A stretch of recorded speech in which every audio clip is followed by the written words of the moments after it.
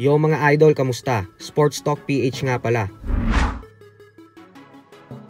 Ang update kay Haney at ang panalo ng Pinoy. Pag-usapan natin yan mga idol. Bago po pala ang lahat ay gusto ko muna kayong imbitahan na i-like at i-follow ang ating bagong official Facebook page. Nasa description po ng video na ito ang link ng bagong Facebook page natin sa Sports Talk PH. Nahack po kasi ang lumang Facebook natin, kaya napilitan tayong gumawa ng bagong account. Maraming salamat po. So isang hindi magandang balita nga po ang dumating para sa current WBC Junior Welterweight World Champion Devin Haney.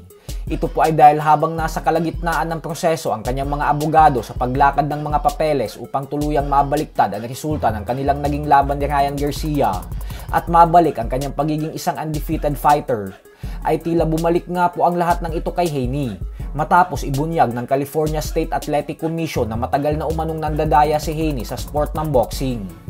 Paliwanag po ng mga ito na simula umano nang tumuntong si Haney sa 135-pound lightweight division, ay illegal umanong nagre-rehydrate ng 18% ng timbang si Haney sa mga laban nito. Isang pandaraya daw ang ginagawa na ito ni Haney. Kaya naman ayon mismo sa California State Athletic Commission, ay lahat umano ng laban na ito ni Haney ay dapat hindi pinapayagang matuloy at bagkos dapat kinakansela umano ang mga ito. Gawa ng isang panlalamang at illegal umano ang mga pinagagagawang ito ni Haney. Nang kumalat po ang balita na ito ay agad itong ibinahagi ni Ryan Garcia sa publiko.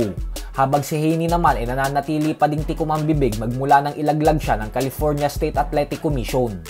Para po sa mga hindi nakakaalam ay matagal nang sinasabi ng undefeated 3-division champion Gervonta Tank Davis na isang weight bully daw si Haney at na gumagawa din daw talaga ito ng mga bagay na pinagbabawal at hindi patas upang magkaroon ng malaking advantage sa kanyang mga laban.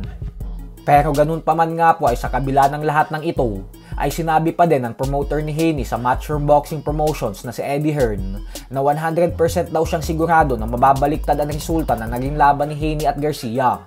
Kung saan pag hindi daw nagawang panalo si Haney, ay tiyak umano na mauuwi pa din sa no contest ang resulta ng sagupaan ng dalawa. Dahilan kung bakit mababaklas ang pagkatalo ni Haney sa kanyang record. Kaya naman mag-aantay-antay lang po tayo ng mga updates patungkol dito. Sa kabilang banda naman mga idol ay isang napakagandang balita nga po ulit para sa ating mga Pinoy boxing fans. Ito po ay dahil ang ating matibay na pambato na si JR Raquinel ay muling naging matagumpay sa naging laban nito sa bansang Thailand kontra sa hometown fighter and former world title challenger Comrade Tapech. Hindi nga po ito pinagmukhang isang world title challenger ng ating pambato. Gawa ng dinurog niya lang ito sa laban. Hanggang sa tuluyan niya itong pinatulog sa round 2 matapos niya itong pabagsakin ng dalawang magkasunod na beses. Dahilan kung bakit nakuha ni Raquinel ang panalo via second round knockout.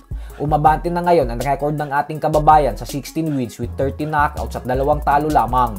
Habang si Tapech naman ay naputol ang 3 magkakasunod na panalo niya. At lumagapak na ngayon ang kanyang record sa 35 wins with 25 knockouts and 11 losses.